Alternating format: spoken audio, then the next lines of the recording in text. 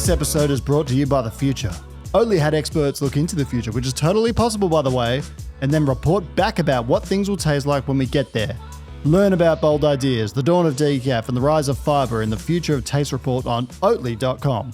So welcome to the Coffee Show with Kirk Pearson, everyone. I am proudly joined today by a pop-up group from...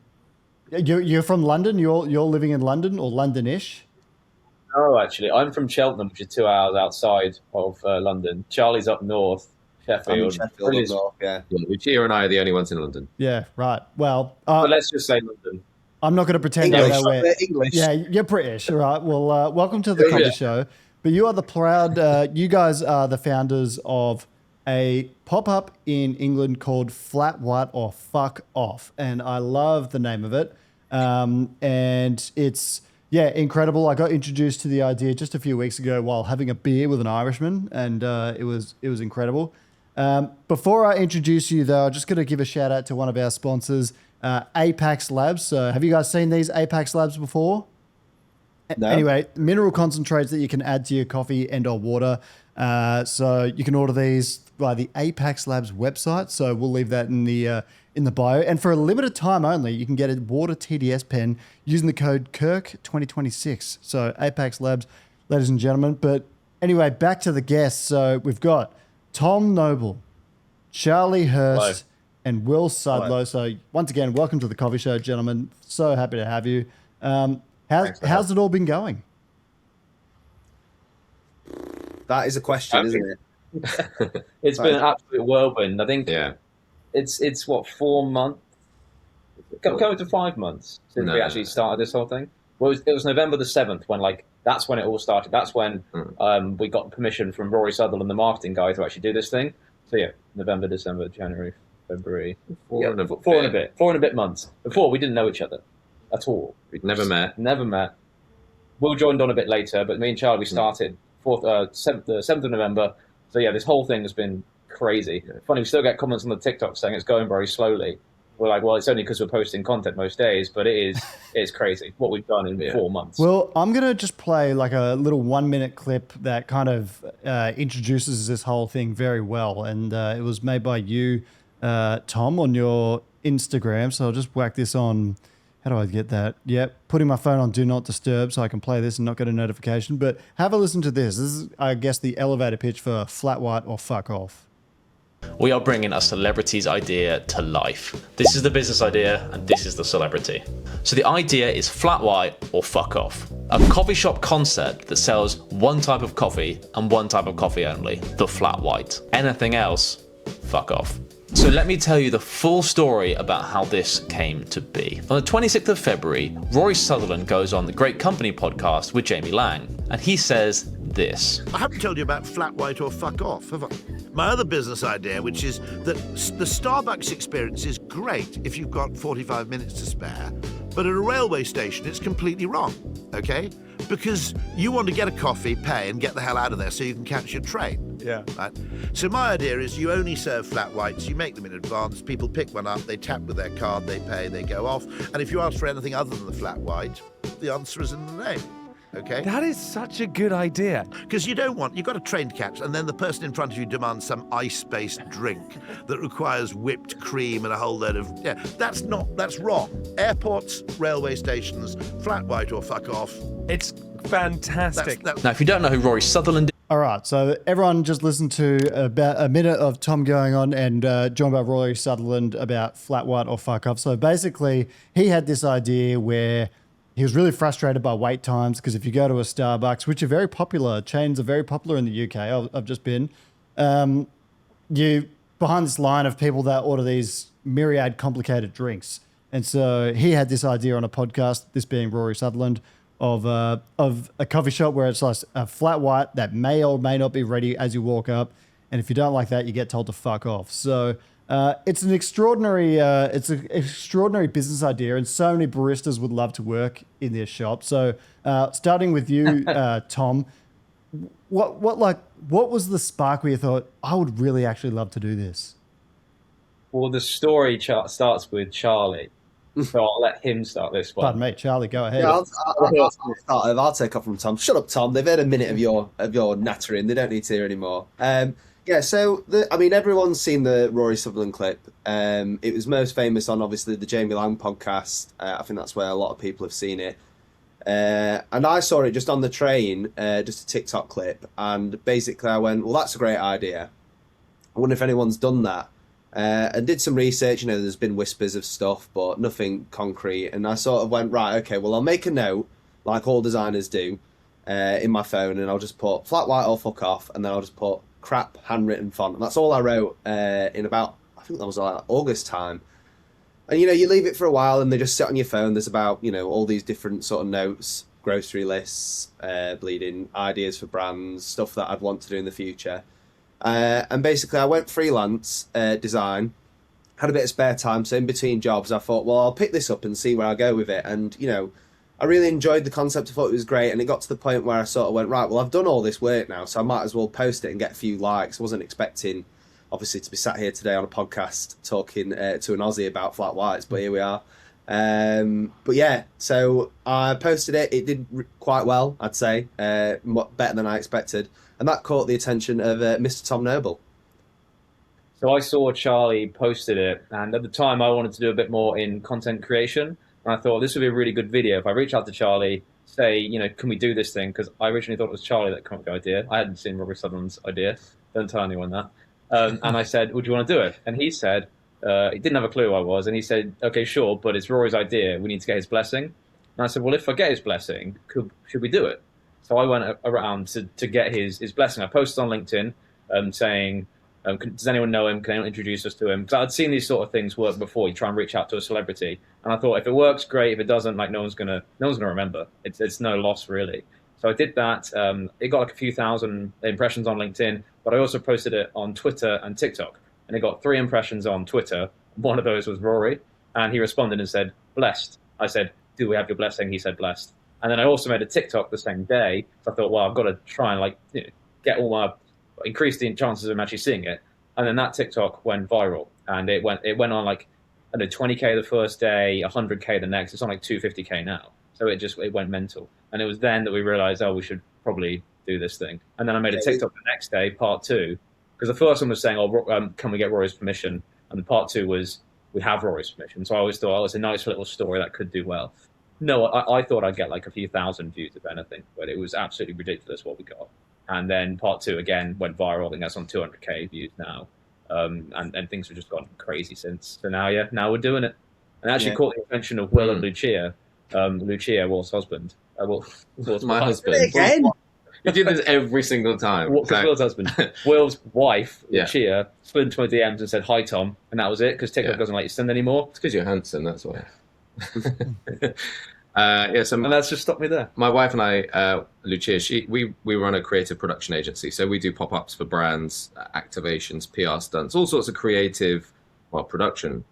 And it's the kind of project that we'd love to do, love to get our hands on, love to help out with. And as Tom says, Lucia reached out to Tom and said, she just said, hi, Tom, and then didn't realize that you couldn't follow up with a second message. I can't stand ambiguity, so I was like, I really need to know what this person's going to say. Yeah. And then she said, This is what we do. Agency. And I was like, that's actually worth looking into. And while I was in the city, London, they were doing a pop-up for Grey Goose just a few a kilometre away. So I went over, said hello, saw it, and I called Charlie. Which is actually just around the corner from where we ended up doing the internet. So then I called Charlie and said, Charlie, we should probably take this seriously. Yeah. So kind of all our skill sets suddenly aligned. So Charlie with design, Tom with content creation and talking about the story, me doing production, and Lucia doing all the behind the scenes operational stuff. Everyone seems to, perfect Dream team. Dream team. I'm curious, what was the extent of all of your coffee drinking beforehand? We all Excessive. okay, right. Yeah, the creative industry is sort of fueled by coffee a lot of the time. So I think we were all sort of passionate about coffee. I mean, Tom doesn't like us to say it, but he's an instant coffee drinker most of the time. He's got loud and proud. I'm quite. Yeah. Well, you've just not got time, have you, Tom? You just need to get it done, and sometimes that's the way it is. But I think Bit of pressure, bit of caffeine. our coffee experience. I've had some very good coffee recently. Oh right, okay. So we're converting him already, which is great. It's taken a while. I think 5 months. I'll say whatever the party line is. Yeah, yeah. But yeah, I think we're all passionate about coffee. But in terms of coffee backgrounds, I'm Costa barista trained, like I like to say in all these podcasts. But apart from that, it's very low skill.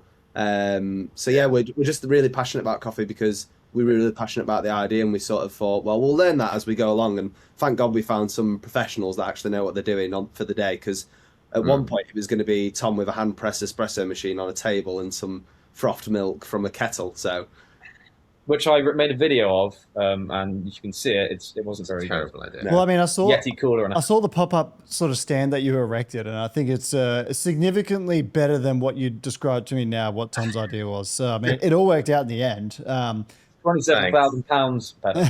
yeah. But but like the coffee drinking culture in London is pretty big. Like I was there in October, and I went to some coffee shops that were just like enormously busy. Proof Rock Coffee, and there was this one venue for Watch House Coffee that was like, there must have been like 200 people there at the time. I can't remember the location. They got a few, but the flat white drinking culture in London is massive. Yeah.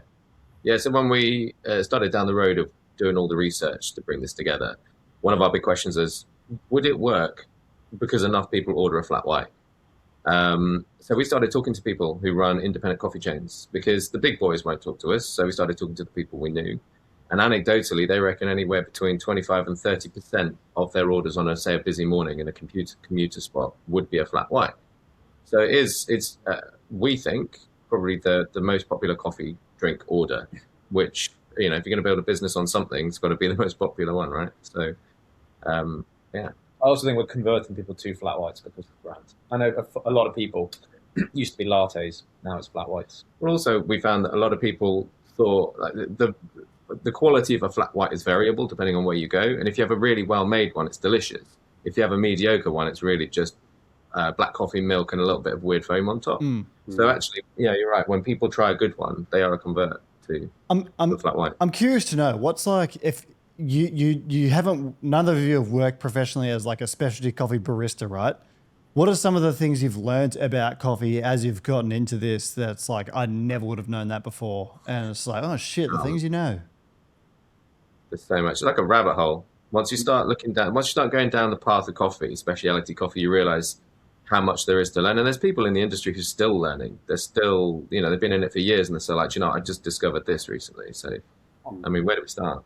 I figured out that the tasting notes are added afterwards, not before. I thought they planned to make it taste like chocolate, marzipan or whatever. But no, they just smell it after and it's like, oh, this smells a bit like marzipan. Yeah.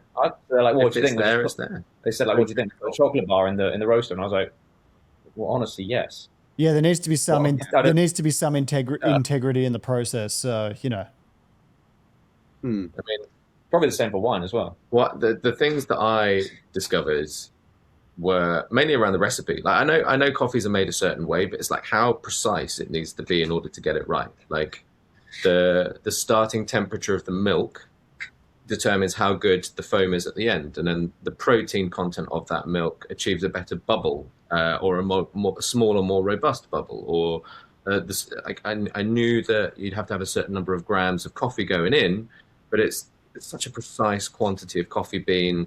The time that it takes to extract all of that, it has to be really, really exact in order for it to be right.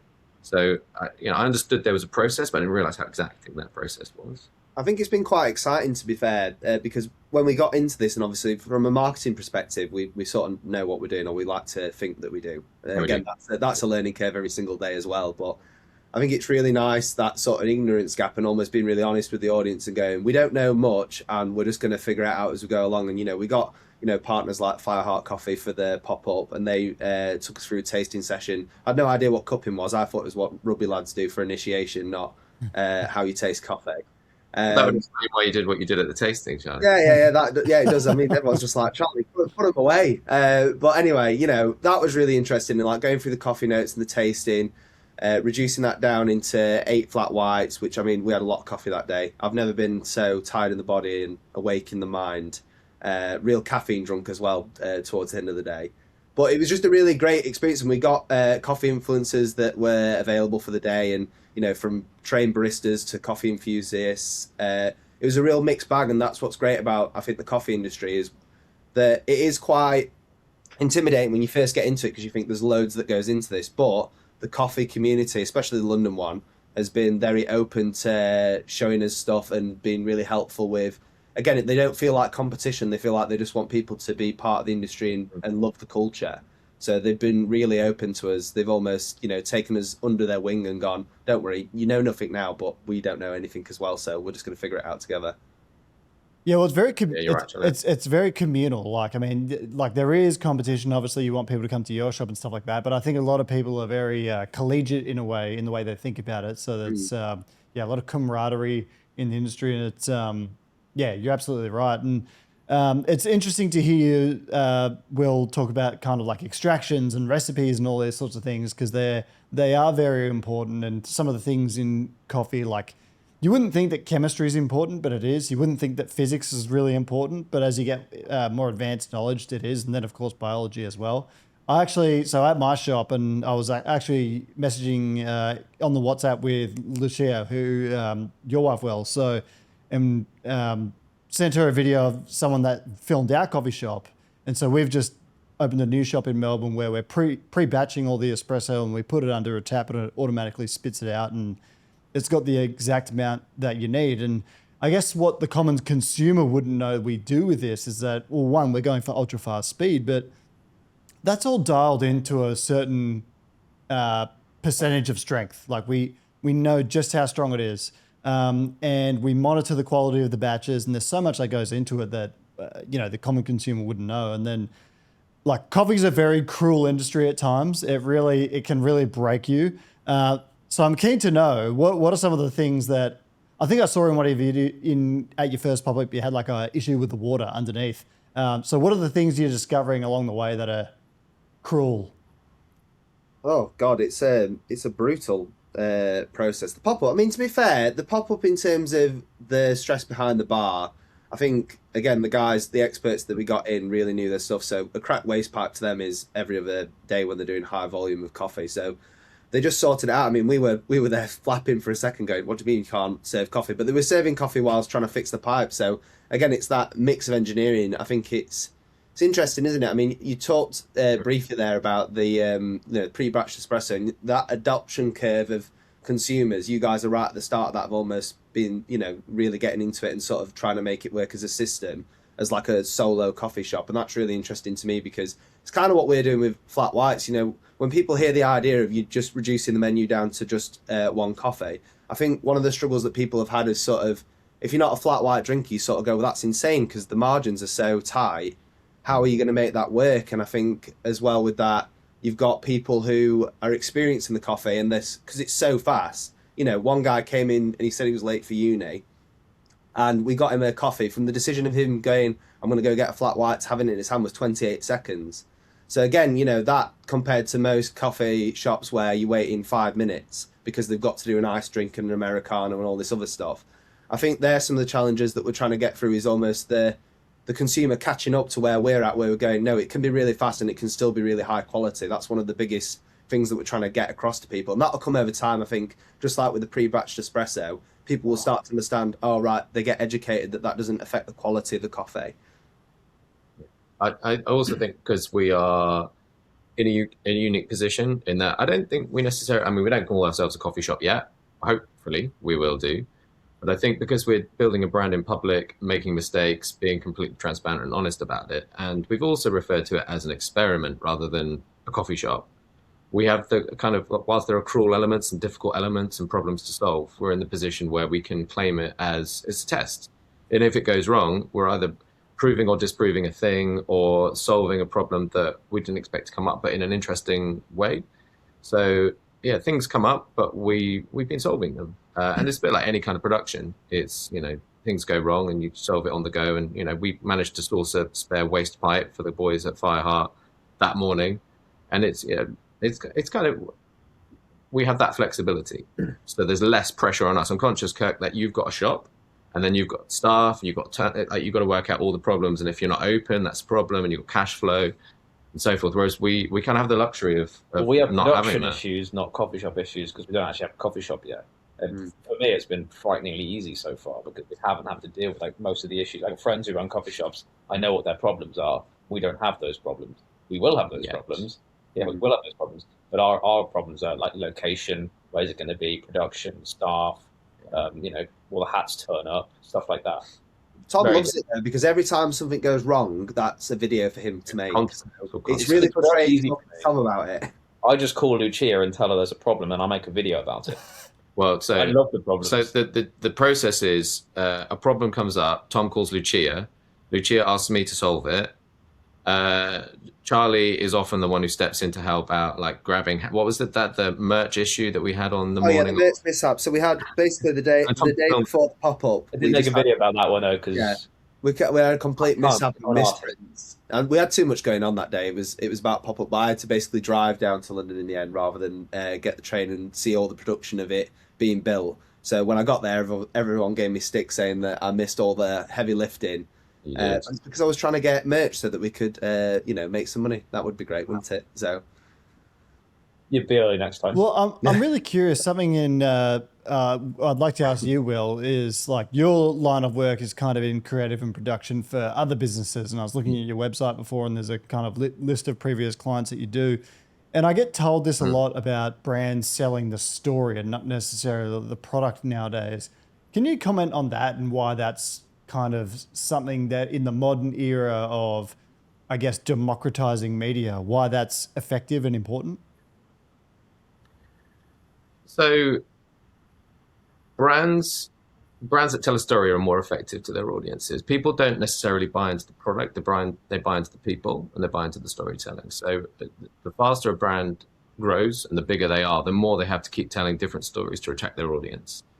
And on average now, I think the attention span of a viewer is 30 seconds. So you've got about 30 seconds in a world that's been for quite a long time now saturated with other people telling stories, new competition coming in, to stay relevant and stay young. And time moves fast, and we work with clients who've been around a while, and they're struggling to keep up with all the new brands that come in with a new story that, where once upon a time they were the disruptor, now they're the stalwart. And then they've got another disruptor coming in to disrupt what they're doing. So building and maintaining an audience is really difficult. And the best way to do it is through storytelling, because ultimately humans, we are all storytellers. We love a story. We love sharing stories. And it keeps you relevant. And also, people don't necessarily care about the product itself. They care about sort of the peripheral elements around that. So who are you? What do you stand for? Why are you doing this? And what we do is different ways of communicating that. So a lot of big brands have this internally, but they don't know how to communicate it, or they need to create that in order to share their everything that all the things the creative team have rationalized internally, but it doesn't really make sense to the consumer if you were to just say it. So really, it's a kind of a translation piece. I'm curious to know on the other end, like you've got this awesome concept and the storytelling and stuff like that. Do you have kind of an ideal customer in mind? Because I'm with this new shop, it's in a completely different location that I've got, right? And I've kind of realized that the clientele is different at each one, despite it being in the same city. It's weird. Do you kind of have, like, who's your customer? Have you identified who your customer is? Is it someone that's in a rush? Someone that likes a laugh? Like, who's your customer? Originally, it was supposed to be that person that's in a rush in the morning, getting off the train. But honestly, it's anyone who drinks a flat white at the moment.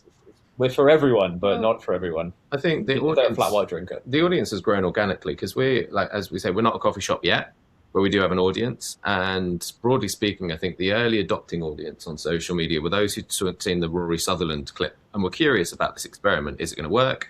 What will it look like? And we became the punchline to Rory Sutherland's joke. People wanted to get that story completed. And then as we started to grow the audience, coffee fans started to follow us because Tom was talking about, well, we're doing a cupping and we're going to do the testing and we're going to make sure it's perfect. And people were starting to take it a little bit more seriously. Yeah. And then once that that snowball was rolling, then, Charlie's brand, sort of the punk attitude of fuck you, everyone's a little bit, dissatisfied with the world at the minute. And we want brands that stand for something, and you guys stand for this, so we'll get behind you. So I think at the minute the audience is threefold. It's the Rory Sutherland fans who want to see the completion of the joke. coffee fans who want to see one thing done really well, and people who love the brand itself. They may or may not drink coffees, but they want to get kind of brand that does really, stuff with conviction. Everything they do with conviction. Sorry. I think it's interesting you say, Kirk, about.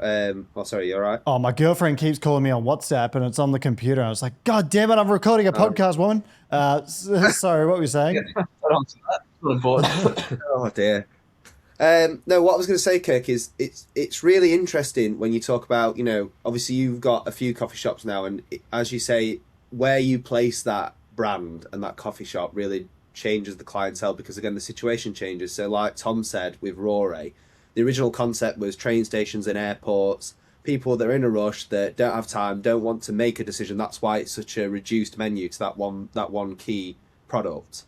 But I think, again, because we haven't really got a place at the moment and we've not got that fixed location, it sort of really widens our audience to all these different people that Will's talked about. So again, it's, I think what a lot of, when we've been talking to people that own multiple cafes, is they do go, even if it's under one brand, each cafe sort of gets its own personality through time of the situation of where it's in. So one that's close to a train station is going to be a lot more grab and go, but somewhere sort of in the centre near some shopping places, that's going to be a lot more of a social space. So situationally at the moment, we can be really broad with our audience because, again, we don't have that physical space that sort of limits us, which is an advantage and also kind of a disadvantage at the same time. We're going to see how that goes as we continue this journey. Yeah, it's kind of like, it's a production. One thing we discovered on the day is that different people, even though they're ordering the same thing, want it served a different way. Some people really enjoyed the fact that they could ask for a cappuccino, get told to fuck off, and get it flat white really quickly. And other people, whilst they expected it to be quick, because that's one of our tenets, one of our principles, that it was sometimes too fast for them, and they wanted to see someone labouring over this product that they'd spent £4 on, because if someone isn't labouring over it, is it really worth that much? So it's people, whilst ordering the same thing, want it served in a different way. So I think to some degree the audience is also variable in that sense. Some fast, some slow, some want to chat, some want to be told to fuck off, some want to hang out and talk to the boys. It's like in a single queue it can vary. So we're trying to balance that as well, making sure that everyone is happy with their experience. I'm curious to know what's like if someone's walking just along. I think I actually saw this video of a bloke that was on his way to university. He might have been late. What's the experience like for the common consumer that stumble across this thing called flat white or fuck off in the street? It's like, how does that resonate? Well, a lot of people were looking in and looking at the sign and were very interested. It didn't come in, but they were still they were interested by the concept. And you got some people who we brought in, we said, oh, do you want to come for a flat white? And they didn't understand it. And we explained it a bit more. I always remember there was an older couple, probably around 80, explained to them like, no way. And I said, yeah, go on, ask. And they did. And they absolutely loved it. And actually did end up getting a flat white. But the older generation actually are the ones who like it the most, from what I've found. It's really odd. I never thought that would be the case. I have to go on one here because I reckon the boomer generation of British people are pretty much the GOAT, the S tier of comedy across the world. And number one example, Monty motherfucking Python. Monty Python has given me so much joy in my life, and I don't even know where to start. Could it be The Life of Brian with the biggest dickest scene? Could it be The Holy Grail with my favorite's The Oppressed Citizen, Dennis? And I actually did a podcast with James Hoffman where I recited the podcast, like one of the lines from Dennis, the Oppressed Gentleman. He's saying, strange women lying in ponds distributing swords. There's no basis for a system of government. Anyway, but oh my gosh. And so where I'm going with all this is that Monty Python and that era of British comedy, I would put like Mr. Bean, Rowan Atkinson as well, like just geniuses, absolute geniuses. So yeah, and there'd be so many people in England that in that older generation that are like that. So yeah, I'm glad to hear that people like that got around flat white or fuck off. Yeah, it's an interesting cultural thing because I think you are starting to see a resurgence in that. I think that's what we've noticed as well from, obviously a lot of people talk about, you've got fuck in the name of a brand. That must be really problematic. And although it's our biggest advantage, it's also our biggest disadvantage as well in certain situations. Again, people are still really offended by words and, what people say to them. And, it is technically society-wise a swear word. But I feel like there's a resurgence of sort of this need to go, oh, I want to tell people to fuck off. Why am I not allowed to do that? Like, free speech and all that stuff. And that can get you to some interesting and troubling places. But I think, again, you've got the older generation that's sort of like of the era of like, we could say it how it was.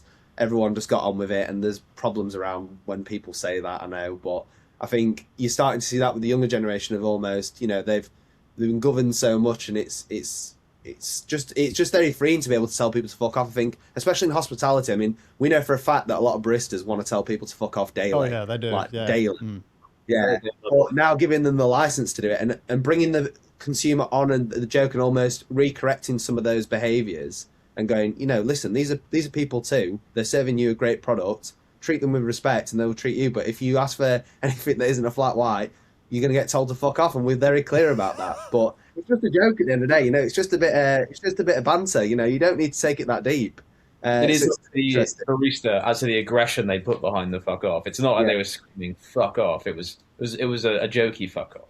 Yeah, it's like a fuck off. Has there been an incident where someone's been quite offended in line encountering this, or are they briefed in advance? Oh yeah, we've had a few. Obviously we got some jokers on the day that are like they're in on the joke and they want to be told to fuck off. But we had one guy ask for a long black, and Mitch, the barista behind the bar, who worked a 12-hour shift that day, like absolutely insane. But he just went, oh, like fuck off, like as a joke, and he was like, no, I want a long black. That's what I want. And he was like, I don't think you understand, but this is called flat white or fuck off. We had like massive screens with it on, like everyone's wearing the merch. He's like, do you understand what we're doing here? Like the concept can't be any clearer. And he just walked off. He was just like, oh right, okay, and buggered off and got a bit pissed off about it. But they're very few and far between. Most people are in on the joke or find it funny. So that's good to see. I think it's quite surprising that people aren't in on the joke, given that the name spells out exactly what it is. Well, you would be surprised how dense a lot of people are that buy coffee these days. It's almost like a lot of people buy a coffee these days and then go run a half marathon and expect you to deliver it to them at like kilometer number 11.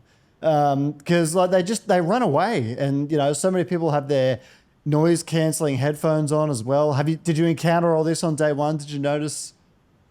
Or you just thanking flat whites that quick? We do a sample size of one day, so yeah, it's one day. So again, you've got to take it how it is, but also because of the space we were in. Again, we started with a small location when we first were starting this pop up, and it was going to be outside a tube station, Russell Square, and it was a small sort of kiosk that we're going to take over, sort of build a structure around. It was going to really test the business side of it, of how could you open a coffee shop called Flat White or Fuck Off that sells just one product only. But as the audience grew, we sort of got to the stage, 8 days out, we changed the location to Tottenham Court Road, a place called Outranet, which basically has these massive screens. Loads of brands go there, like Nike were in there the week before, with these massive screens, sort of this experiential design, which, is Lucia and Will's bread and butter when it comes to this sort of thing. So, again, we upped our expectations. We sort of realised that small space, although it was great and we were really happy with getting there at first, it wasn't going to meet the needs of the amount of people that were going to show up. So the space started to turn more into sort of a pitch deck, really, of sort of, here's the brand on full show. This is what we're about. Flat white or fuck off. Come and experience it. And people wanted to hang around in the space. We had Sage coffee machines come to do like a little pop-up next to us. People could go off and make their own coffee if they think they could do it better. And that was all, again, about that home experience, how you bring that home. They're not competitors. They're, again, a big name in coffee that took a chance on us, which is great. And we're really happy that they were there to collaborate with. But again, that space, the store that we had with the merch, it became a lot more of a bigger beast. So the people that went to the pop-up, I think, had a bit more of an eye on what the brand was. We still had people walking in, that passive. Again, Tottenham Court Road's a big space. It's just off Oxford, so it's the big shopping centre. So you have a lot of people walking through and, as Tom said, peeking in and sort of like, oh, what's this? But most people were very polite, loved the experience, and were really there to take it all in. So we didn't really have the headphones and the people like not saying thank you and please and all that other stuff, which is interesting when you've got a brand that says fuck off. People were still really polite and still really happy to be there. Queuing and saying thank you. The service is world class. So do you guys think you're kind of falling in love with the coffee industry as this goes on? Like, you've all come from different backgrounds, and like, like I'll ask you one by one. Like, A, do you feel like you're falling in love with it, and B, sort of why? And Will shook his head most intently then. So Will, you start first. Not check. Or nod, yes, Definitely nod. feel like. Yeah. I think, yeah. I mean, I've always loved drinking coffee, and I've always loved the independent coffee shops, the feel, the vibe, the people. I think coffee places are sort of one of the last hubs of community, and hanging out there has always been lovely. And I think the more we're welcomed in, and Kirk, you mentioned it earlier, there's a real camaraderie in the industry. And as much as I love the coffee, the people we're meeting are incredible. Like as Charlie said earlier, the guys from Fireheart Coffee, they couldn't be more welcoming and couldn't have done more for us. And Minor Figures, who were our oat milk partner, they couldn't have been more accommodating. And we get that, there's a commercial element to this. We're all in it to, we're running this business, but they needn't have helped. Or they could have said, absolutely, we can. This is how much we're going to charge you to it. So I think people within the industry do it for the passion and the love. And I think as creators, we do what we do because we love it. And again, we all need to pay our mortgage, so we charge people. But there's an element of, if we could, we'd do this for free because it's so much fun. The people are lovely. The coffee's great. We do it. At the moment, yes, we are doing it for free. Actually, no, we're paying to do it. We're paying to do it. But yeah, I think it's the people that are really are making it for us. So I come from a background in tech, and this whole new coffee world is just so much better. Everyone's so much nicer. Tech is a bit of a weird one with AI coming in right now. Everyone's getting replaced by these things. Everyone's getting replaced by AI whilst everyone's trying to build AI to replace people. And the whole thing is just, it's just draining and stressful. So actually going out into the real world and doing physical things. I used to run a sportswear business. I used to make physical things. So being back in that world, it's so much more energizing. I actually get to leave the house some days and go outside, which is crazy. I never thought see I'd real people. Again. Yeah, I didn't think I'd see another real person again. But yeah, here I am doing this. So it's incredible to be doing this again. Yeah, I think I can relate it back to the creative industry really, of sort of it's absolutely massive, but everybody knows someone in it.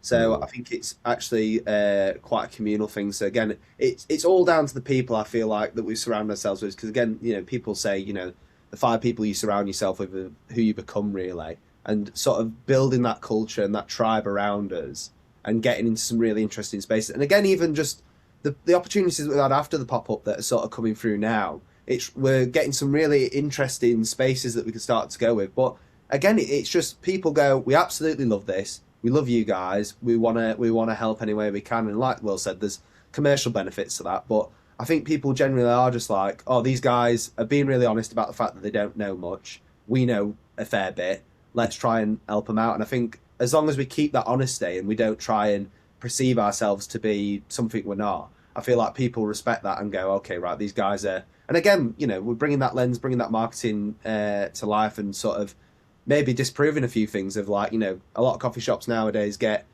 crippled with that idea of I've got to get better margins, I've got to bring more products in to bring more money in. And we've only done one day of trading, but you never know, we might prove the fact that you actually can do everything really well. And it's not just the coffee industry that's just responded so well to it. Since it's probably got around 10 million views, I estimate at the moment, and based off the back of that, the amount of opportunities that find us and people offering their help, people wanting to get involved, people asking to franchise it across the world. Probably every country in the world now is offered within. What a bold statement, Tom. Quote me on that. But loads of people got in touch, trying to help out. A lot in the creative industry as well. Like a lot of brand directors reach out and say they love it just because it's something that they have maybe wanted to do in the past. Just go with this thing. So it's not just the coffee industry. It's a lot of people getting in touch. And what layers do you think you want to add to all this as well? Like, so you're doing the pop-ups and you've got quite an impressive web store I'll add as well. I had a look at that before. That looks fantastic. And you're selling merch and I love that. What layers do you think you'll add to the pop-ups? Like, for example, could you see a combination of different blends in the future? If you're like really honing in on the one thing, there's like you were saying before, there's a few different ways to do it. So where do you see it going? Like, do you want to like just hone in on the product? It's hard, isn't it? Because I feel like, we're sort of honing in on this product of flat whites, and it is the vehicle that we use for creativity. But, we are, again, creatives, and we're in this marketing industry. So it actually, that limitation gives you a lot of freedom and a lot of liberty to do different things about like Valentine's Day. We did the condoms thing. If you're going to do one thing on Valentine's Day, make sure you do it really fucking well. And here's the tools to help you. But again, it's just, again, very freeing to go, right, okay, this brand is very much like fuck around and find out. So there's so many different venues that we could go down and explore. You talked briefly about blends, and there is a case of, what we don't want to do is, vary it too much and sort of lose the simplicity of the idea, because I think that's what people really hone in on. That was Rory's original idea. But within that space, there is so much to play that we feel like that we could go anywhere, as long as we can bring it back to our values of, we just want to do no fuss, no faff, just great fucking coffee. And I think that gives us a lot of liberty to sort of flex in different ways, and different collaborations with brands always offer flexibility in that as well.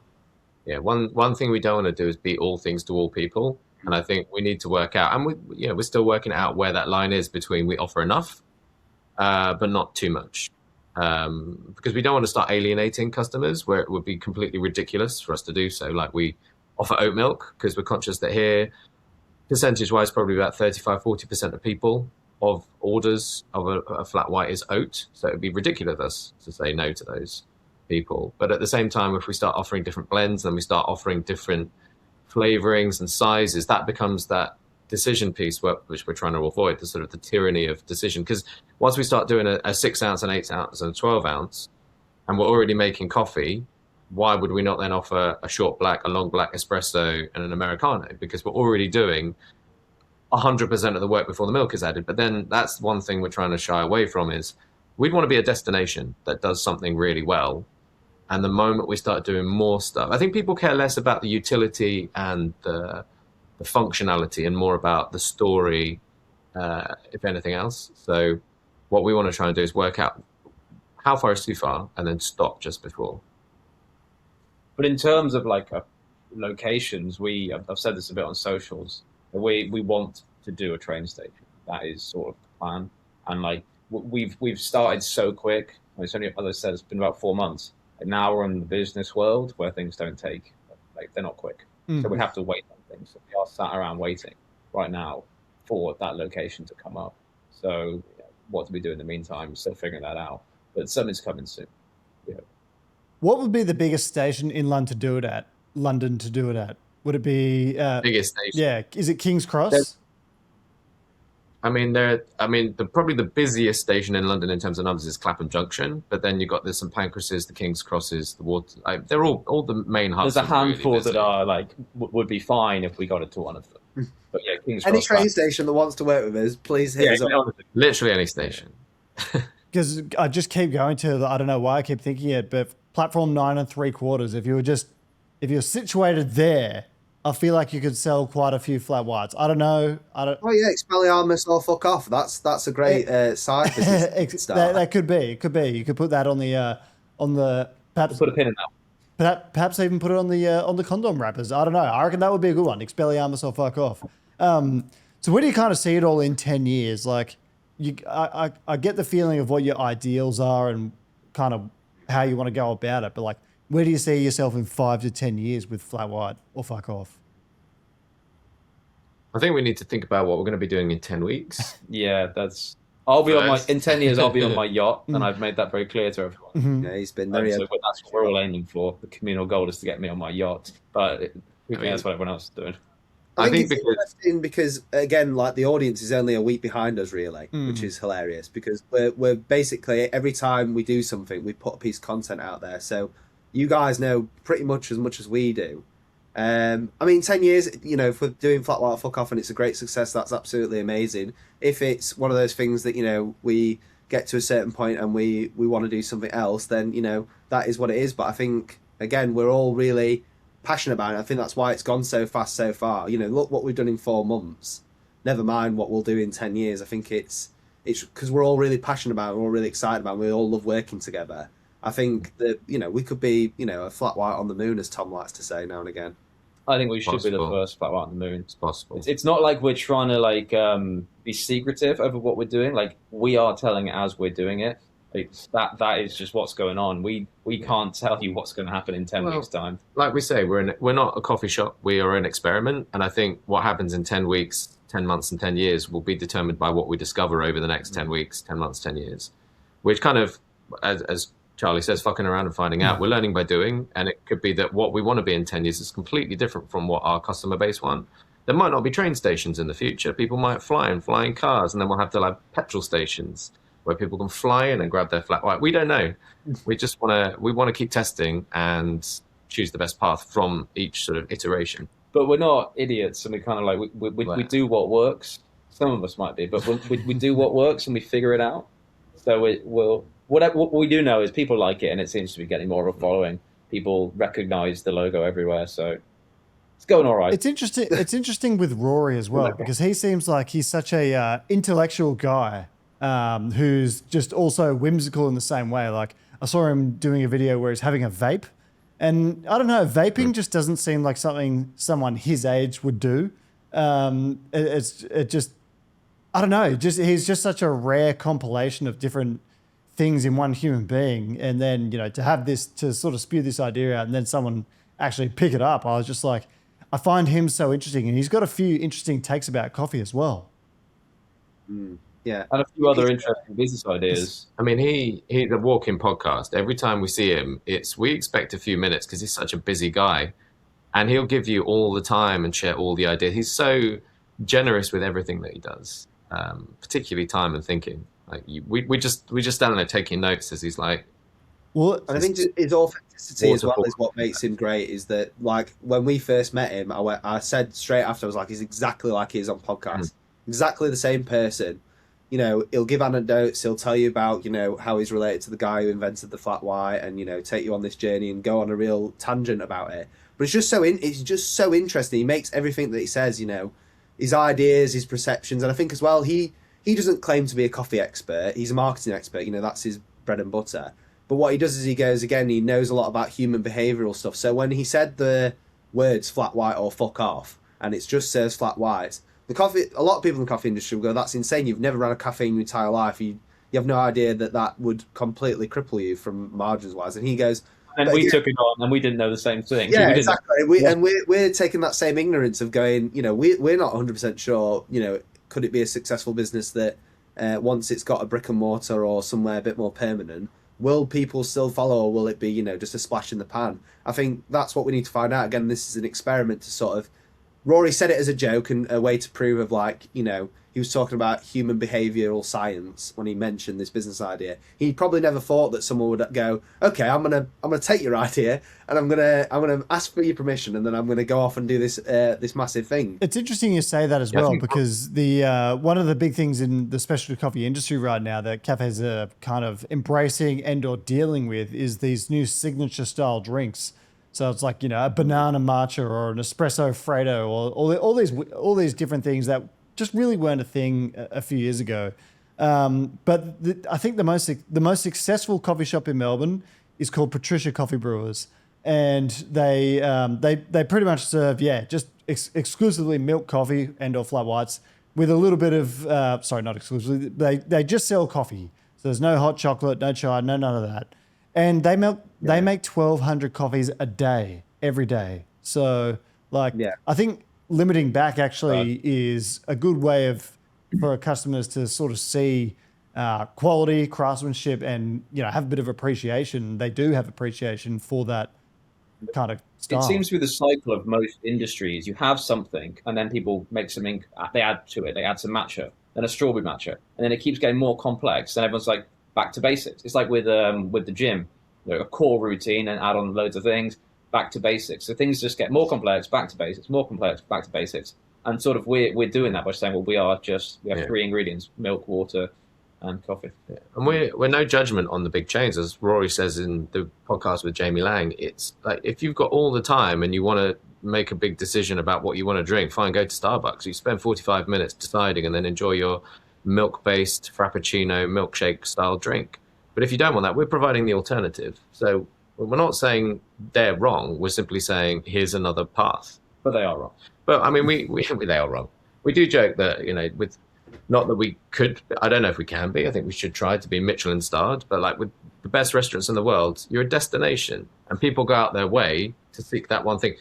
So that's kind of, I guess, when that's not what we're shooting for. I mean, Michelin, give us a call. But like, if we can be a destination for people to come and enjoy that one thing, that flat white, our flat white, that's fine. And then you've got all these other specialty coffee places to try, as well as all of the bigger chains as well. Like, it's just one big community, and everyone can, try from everywhere. It's a powerful thing as well, brands deciding who they're not for as well. I feel like a lot of brands nowadays try. And I think it's one of those things where the bigger chains, they have a wider audience, so it makes sense for their audience to be quite broad. But I think there's real power in going, okay, we're not for these people, we're for these people. And sometimes it's actually easier to, you talked about, our target consumer and who that person is. Sometimes brands should do the exercise of who are they not for. And that's a lot easier to get to. We're not about complexity, we're not about customization. We're all about one thing, one product, doing it really well. And again, because it's the most popular drink, it sort of has that broad audience anyway. So, it's something that a lot of brands should look at as well, as sort of who are you not for, and almost alienate some people, because we get to the point where if you try to appease to everybody, you appease to no one, because it's just impossible. There's so many different tastes out there, so many different opinions, so many different types of people, that if you tried to aim for everyone, most people would go, oh, well, that's just a blank canvas brand that doesn't resonate with me. Whereas we've got actual lovers and haters, and we appreciate both of them, because both of them give us engagement, but also, it means that we're doing something that has an opinion and gains interest, from extreme opinions of hate to extreme opinions of love. It's a balancing act. And even if you look at the numbers, there's 60 million, 70 million people in the UK. If we're serving 20% of them, that's still. Oh God, I've got myself. Oh, you've got to do the maths now, Tom. Come on. 10% is 7 million. That's still 14 million people. So there's still a lot of flat whites we can sell. So even though we're limiting ourselves, there's still a lot of people out there that can buy this flat whites. One of my favourite parts of this whole process is Tom maths, which is how Tom works out how things are going to work out based on your numbers. Yeah, 20% of 72 million people. Yeah. Well, I mean, it's accurate somewhere, right? I mean, you got to make it work. It's accurate until someone proves it otherwise. I know, just assuming that 75 million people all go into coffee shops and Tom math. I'm sure you could crunch the numbers somewhere. But on Rory, like, he's got to be one of your top three, like, British wise guys. I would put Marco Pierre White up there. The way he talks, he's very eloquent. He would be one of the top three wise guys. Then you got Rory. Who would be number three? Who's like third most wise British person? Together. All us, Tom. Is that your answer? As a conglomerate. Yeah, all of us. That's a conglomerate. Charlie, you got one? That's true. I'm thinking. Hang on, give me a second. You've put me on the spot. Yeah. I feel it could be like a cricket player, or I mean, it's so tricky, because again, like, wise guy, what we're trying to say there, like proper wisdom. They've got really good wisdom. Richard Dawkins, Right, really is it good. Richard Dawkins, that philososopher? Oh, Stephen Fry. Richard Dawkins. Says good things. Stephen Fry. Yeah, Stephen Fry's a bit of a I've got a friend, Ricky Gervais. Oh, Love Ricky. Yeah, he's so wise and funny. Yeah. You should get him. Because you realise what he's that's saying is absolutely true. You should totally And get him it's- to come to one of your pop-ups. Like, Yeah. if you can get Ricky Gervais, and I mean, this is one for you, Tom. I reckon this is something like you got Rory in, you got Rory involved, you got the blessing, you got #blessed. I'm just saying, I'm putting it out there. I want to challenge you to get Ricky Gervais to come to one of these pop-ups. Okay. That's today's job. That's it. That's Tom's Like name. 5 p.m. He really is one of the Yeah. top three wise guys. The thing is, though, with this, everything's doable. If you think about it, like, what's the worst that could happen? They just don't respond. Like 7 degrees of separation is probably like 3 or 4 now because of the internet. We could probably get someone to give them a call. I reckon. Okay, well, You've said it on a podcast now, Yeah, Tom. so I hope- now you have to do it. Guaranteed. Done. Well, I mean, I could stay and talk to you guys all day, but we towards the end of the podcast, I like to ask the guests to ask me a question. So, guys, if any of you have a question for me before we wrap up, go ahead. I've got one. I'll go first, if that's okay. Go on, Dan. Fire away. Okay then, so we're called flat white or fuck off, right? So what's one thing in the coffee industry that you wish you could tell to fuck off? Oh boy, that's a really good question.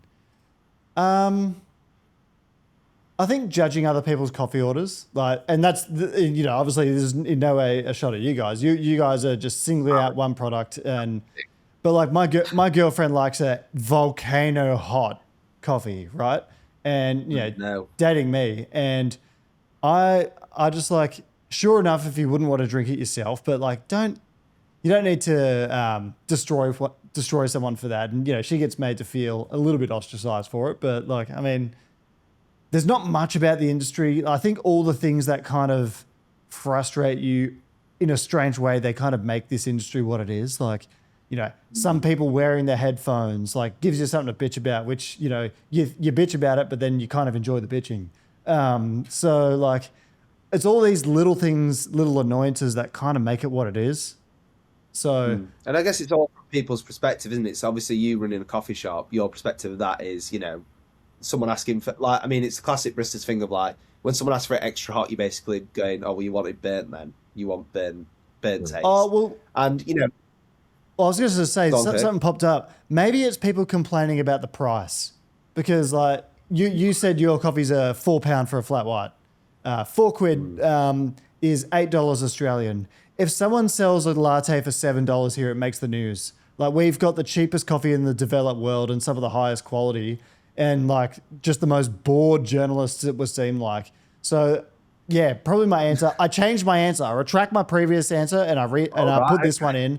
People who complain about coffee prices in Australia when they're already dirt cheap is what I would tell to fuck off. The funny thing about the price is it's very situational, isn't it? So like in London, £4 is actually pretty standard across all. Everyone came at us in the comments section saying £4 is far too much. Yeah, that actually is. That's the standard price in London. Yeah. So again, it's very situational. But I think again, if you were going to go to Australia, and, £7 for a latte. I think it's interesting, isn't it? Because like the Italians, they value coffee very differently. They're sort of like, I think there's a rule, isn't there, in one of the cities where you can't charge so much. They for regulate coffee. The prices of espresso. Yeah. Yeah, they regulate the prices, and I think that's again down to the culture that they've cultivated, which is this idea of coffee should be something really quick. It's very functional.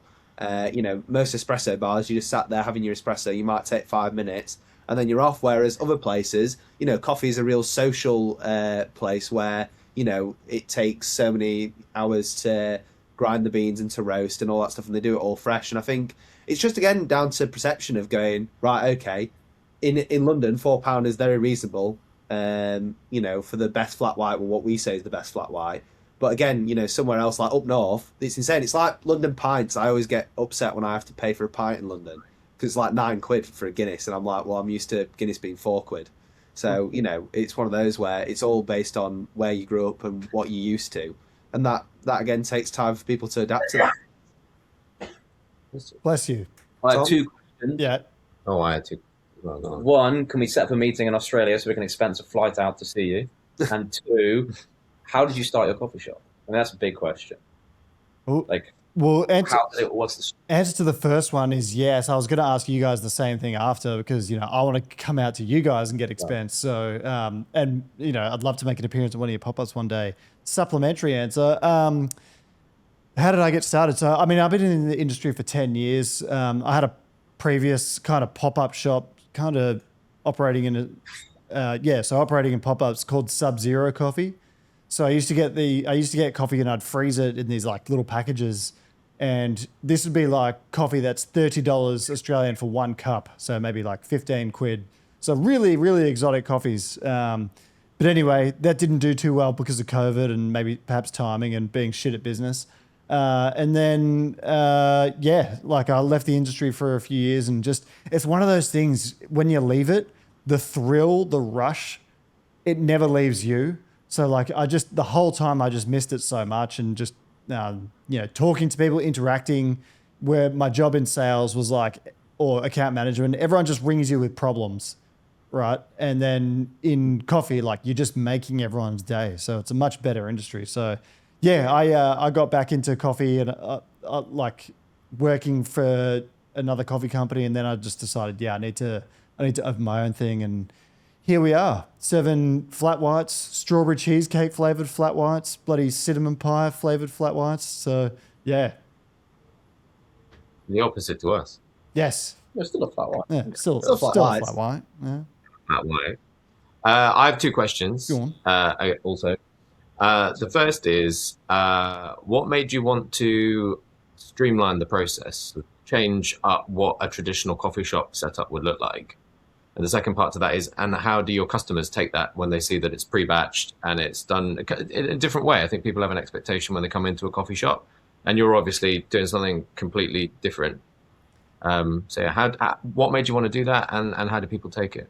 Well, I guess I kind of had a similar assessment to you guys where it's like, well, this is 80% of what I sell is coffee with milk in it. So, you know, pretty much all coffees here are the same now, like milk coffee. So flat white, cappuccino, latte, they're all the same consistency. Cappuccino just has chocolate on top. But if it's 80% of what I do, and I really wanted to streamline that and make the cafe more profitable, because here, you know, all the expenses of a coffee shop are just going up so quickly, and the amount we can pay for coffee is not anywhere near close to that.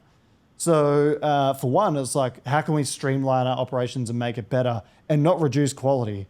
So, you know, it just, I also have a bit of an economics brain. I studied economics briefly, and, you know, just the statistics of it just fascinated me. I can make all of this like 80% quicker and use less people and still have just as good quality, because you can moderate you can moderate how strong a batch is, how good a quality it is. It just makes too much sense to not do. It really does. So, you know, for example, with what you're doing. So did I read correctly that you sold 1,500 coffees on your first day in your first pop-up? Right. Yeah. So you could theoretically, with what you're doing, do your next pop-up without having a coffee machine at all. And you should try it at one of your pop-ups. You don't need a coffee machine. I can use one espresso machine to power 4 coffee shops. And that's like what you need to do these days. Like, the capital outlay for a coffee shop is a lot. And it just kind of seems silly to me. Like, we need to get better miles out of the machinery that we have and make the business a bit more profitable for everyone. And your coffee will still be just as good. Try it. I really encourage you guys to try it. No drop in quality. There's none at all. Like, it's surprising. We've got, like I said before, one of our blends called strawberry cheesecake. People are doing this exercise now where they go to our first shop where we still, you know, make it conventionally, and they come to our second shop and they try it there. And we're getting a lot of feedback of people saying, we actually preferred your new shop with the pre-batch. And people are doing weird shit, like they're timing us at the new shop, and they're like bringing these temperature probes and thermometers and testing their coffee, testing the temperature and all this kind of stuff. And like, well, it's the same at both. And it's been really funny. But there's literally no drop off in quality. And one of the good things about all this is you can reinvest in what matters. And to me, that's coffee, like the quality of the beans that you're using. Like, you cannot have good coffee without good quality beans. You just can't. So, you know, if we're saving money doing X, Y, and Z, then we can reinvest further in making our product even better. And to me, that's what it's all about. And I don't see myself going back. I love it.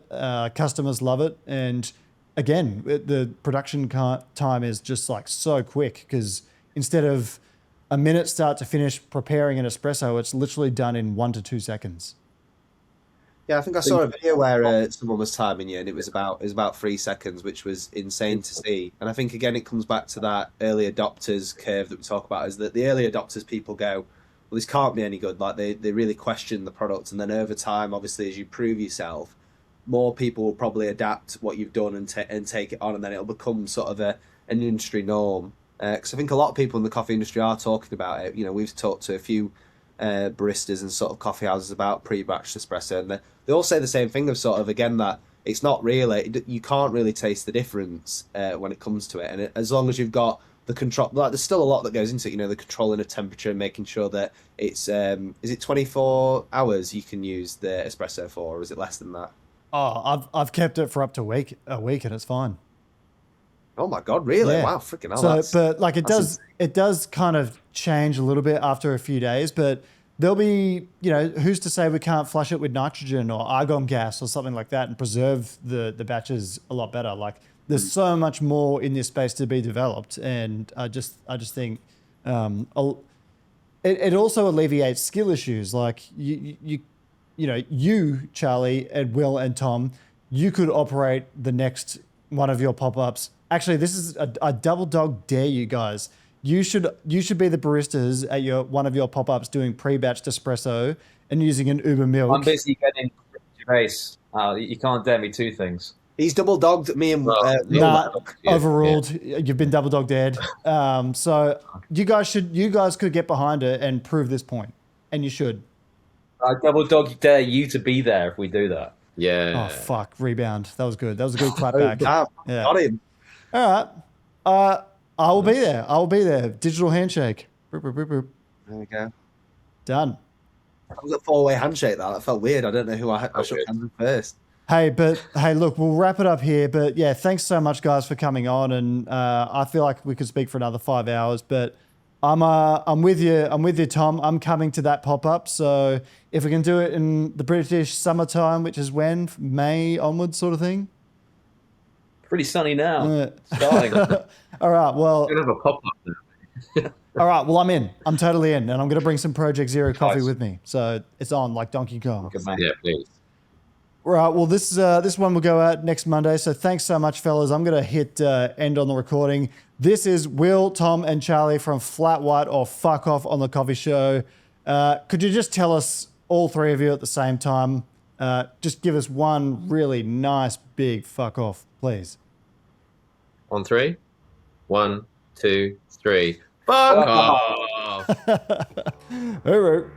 You can either listen to the third Oatly ad of the day about how you can go to oatly.com and find recipes for the amazing drinks, or read the Future of Taste report. It's from the future. Or learn about the sustainability work.